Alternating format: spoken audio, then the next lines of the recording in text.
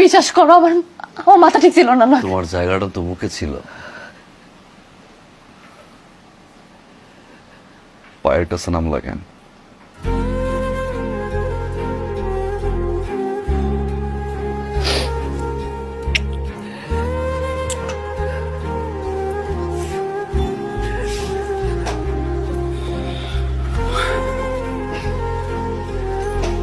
বসো।